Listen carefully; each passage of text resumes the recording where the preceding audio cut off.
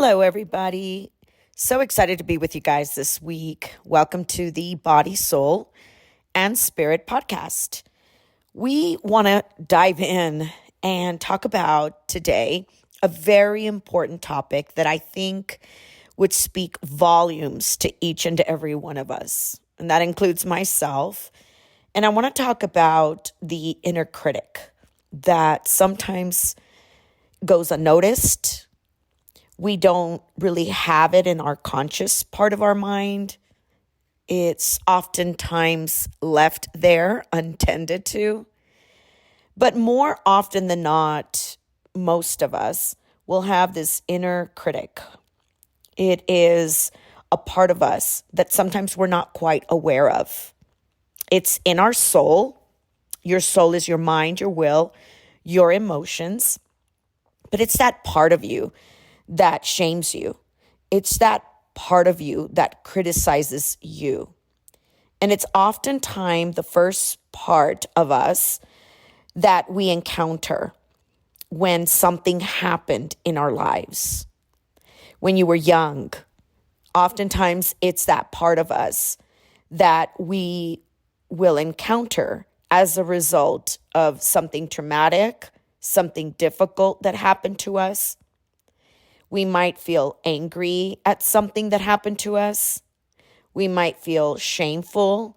We might feel this sense of grief, or as a result of this loss that we have had. And almost always, an inner critic will rise. It's typically the part of us that rises up as a result of things that happened to us when we were little, growing up, but it is the inner critic. Now, nobody wakes up and says, "Oh, I love that part of me." Typically, it's, "I can't stand that part of me." But this critic needs to be looked at, this critical part of us. And we have to work with it. We have to know, wait, there's this original part of us, and where it rose, how it started to come forth and be that voice in us. It's a part of us that we condemn. It typically has self-condemnation and not self-acceptance. See, self-acceptance is the soil that will bring healing into our lives, not self-condemnation.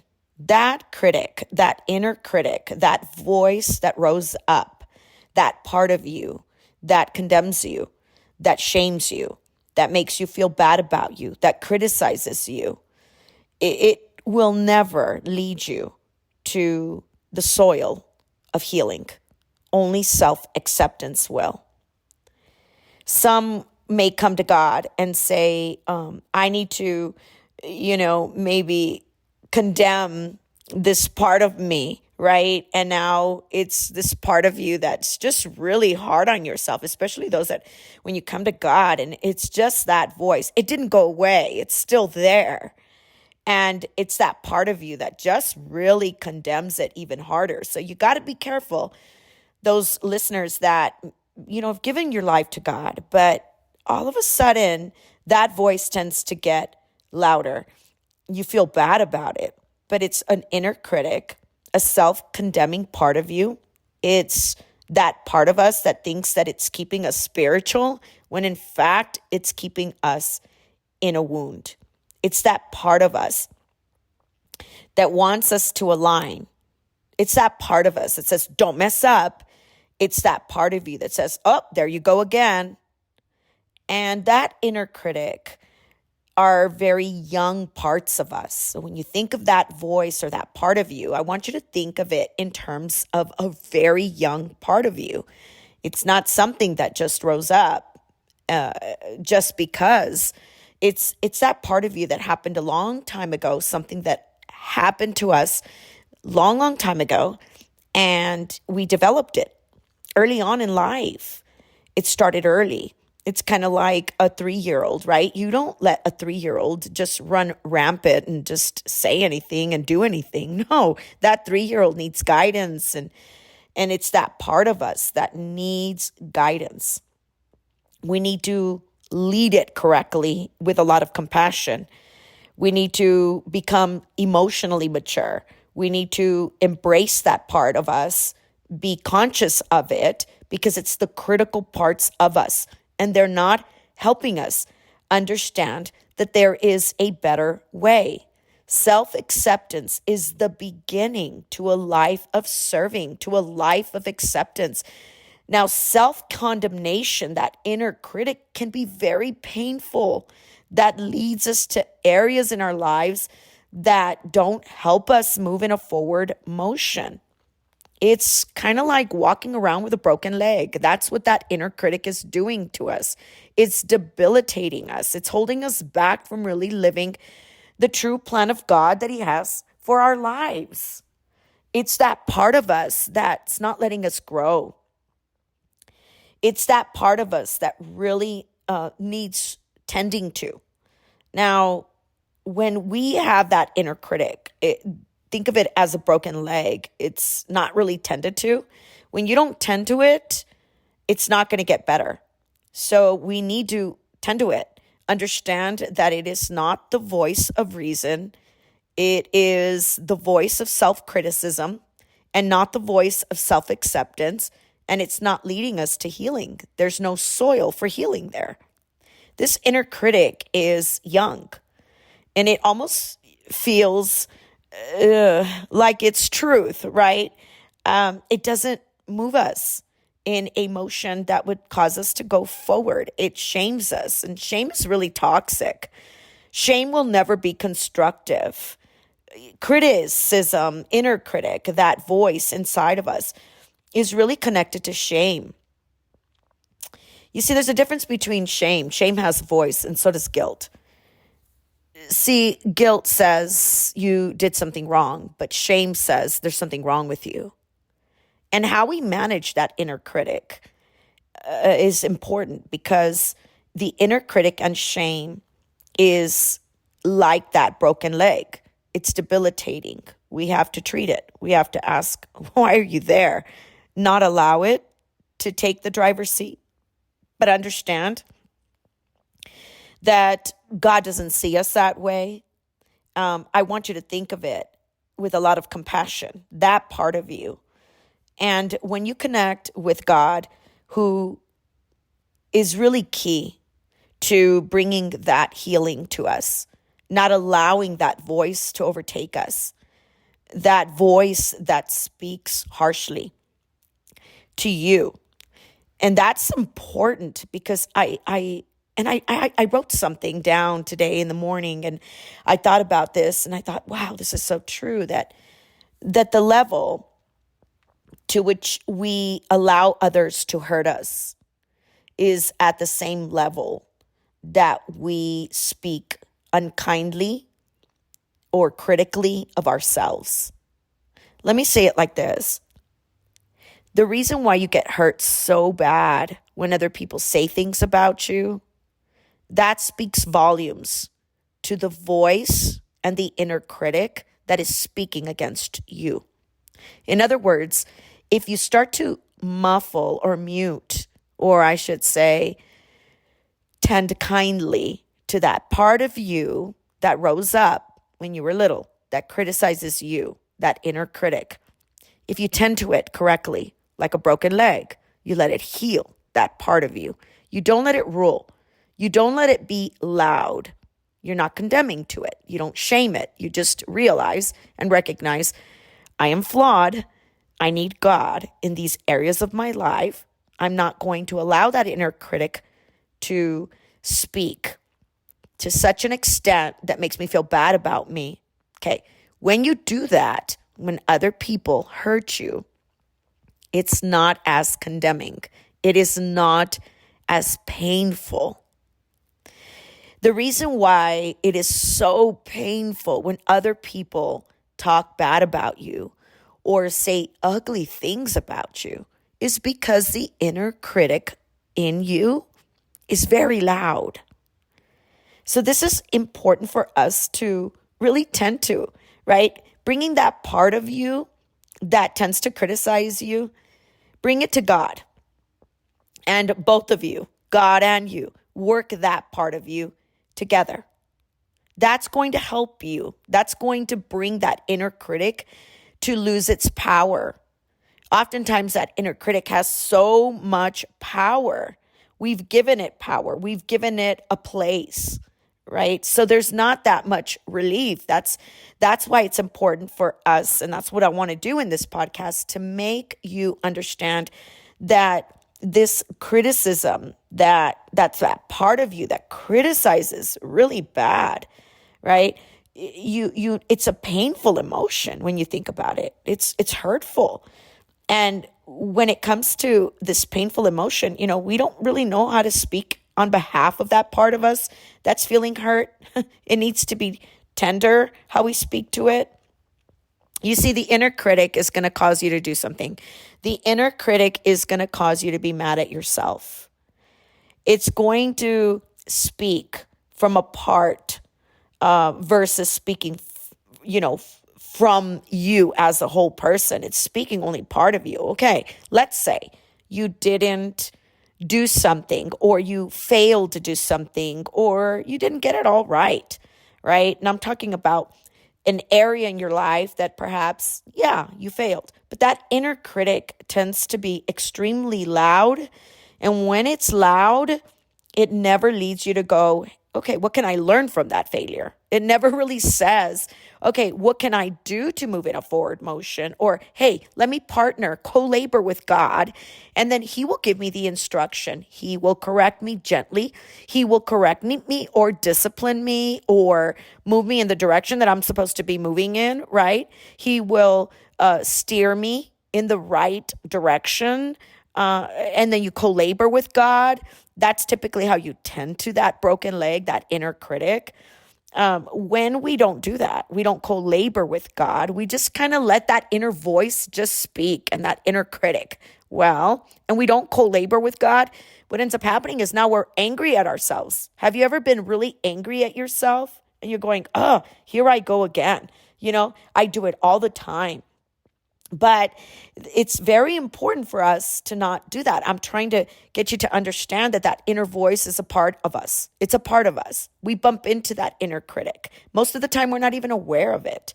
And so we're constantly criticizing ourselves.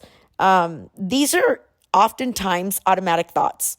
So we can call them schemas. It's the road that you've been taking for a long time. It reminds you. It's the path that reminds you of maybe this bad memory, or it's that path that you keep taking. It's that constant thought. It's your go-to. It's that schema. It's that path that is well paved. It's the one you go to. It's, you have these beliefs, right, that you've grown up with, and it's just easy to go to. It's like, you go back and you falter back to that inner critic. It's that self-talk that you give yourself. And that thought, typically, it's your inner critic or your automatic thought. And it doesn't tell you a dialogue that will lead you to healing. It doesn't tell you a dialogue that would lead you to reason or to truth. It is a dialogue, a story, a narrative that you tell yourself.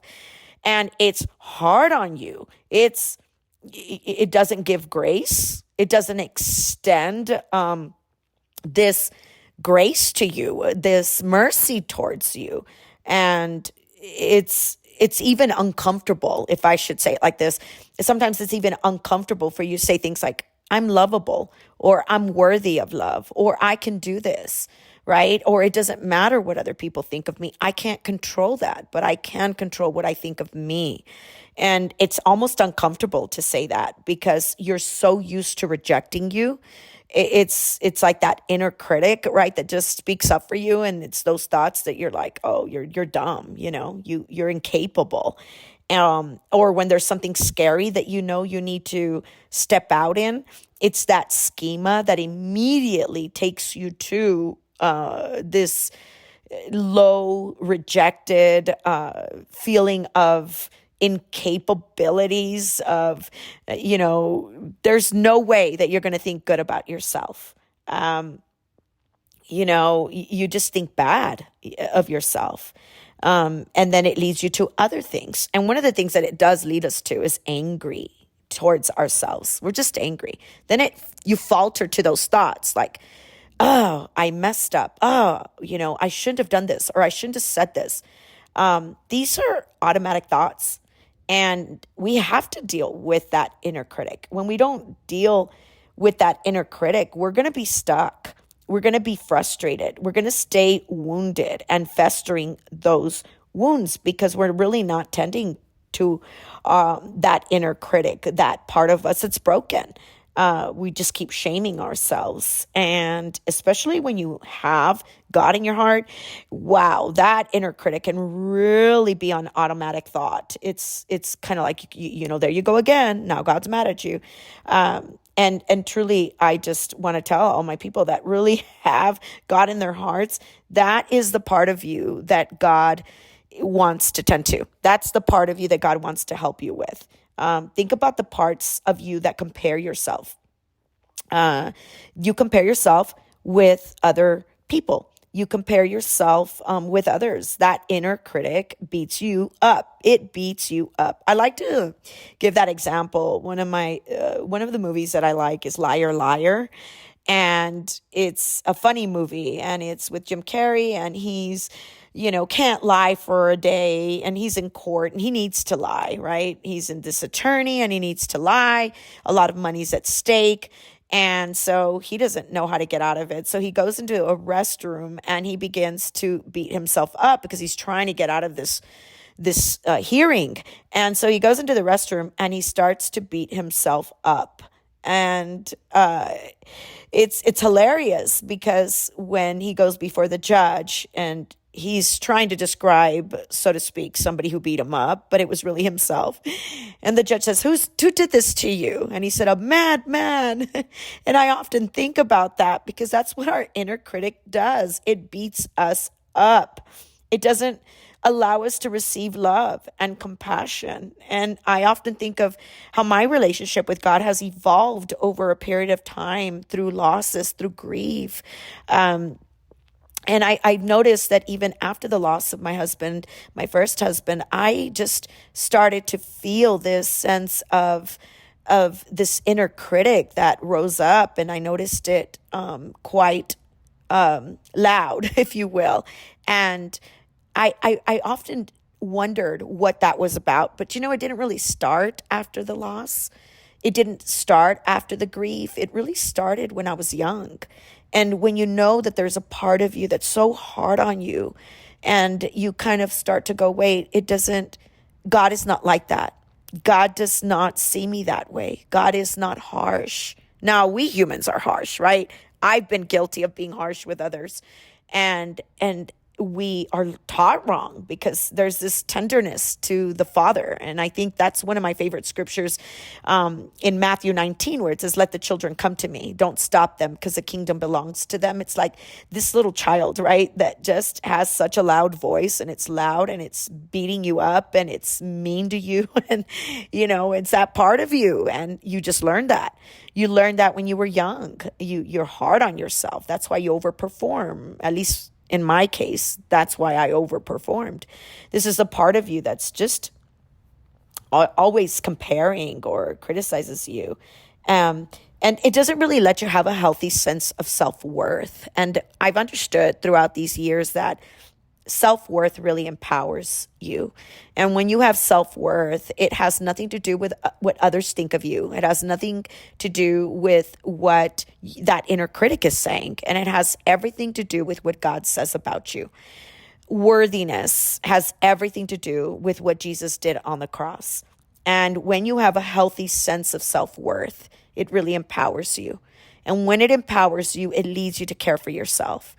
And I think about how the greatest commandment that Jesus left us is love yourself. That is one of the greatest commandments. Of course, love him first, but loving yourself is key. And when you value you and you tend to that inner critic and you go, wait, that is not the voice of truth. That is not the voice of reason. That is the voice that rose up in my life when I was young. And it hasn't been treated with compassion versus treated with guilt right? You have a guilt trip because you have a guilt trip and now you feel guilty, guilty, guilty, guilty. I shouldn't have done it. And you're so hard and you have all these thoughts. And, we just don't tend to ourselves. We're mean to ourselves. We're critical to our own selves. I have to think of it like this. We already have enough criticism in the world. I don't need me to criticize me. And when you understand and you tend to this inner critic, I think it's going to lead us to a healthy sense of self-worth. This is a journey I've been on. I haven't mastered it, but I will tell you that I am in pursuit of it, because when I think of worthiness is the foundation to everything. And I think that the inner critic doesn't allow us to get to that place, but Jesus will, and so will God. And when you treat it in a healthy way, you'll treat your emotions in a healthy way. You'll treat your mind in a healthy way. You'll treat your physical body in a healthy way from a place of a lot of compassion, a lot of love towards yourself. And I think that this is going to lead you to a lot of empowerment. And when other people do say things about you or against you, or, you're getting ready to go into the holidays and people just talk mean, or they've rejected you, or they didn't invite you, or, all of those things, not that you don't care, but those things don't lead you to shame and they don't lead you to guilt. And you recognize that the Father in heaven loves you just as you are, broken you, and he wants to fix you. He wants to help you. He wants to recover you. He doesn't want that little child that's 3-year-old, right? Because think of that inner critic like a little child. He doesn't want that child, that inner critic, to put you down, because you'll never get to worthiness. You'll always think that it wasn't for you, that you deserve bad, that you deserve to be punished, that is not God. The voice of God says to you, you're worthy to be loved. And that part of you, you can co-labor with God to treat that part of you like a broken leg, to say, hey, you're hurting. You were hurting. Got it. I understand. But God can heal you. God can lead you to a healing. I want to encourage you this week, and I really want to challenge you to really think about that inner critic. Like, how often do you let it speak?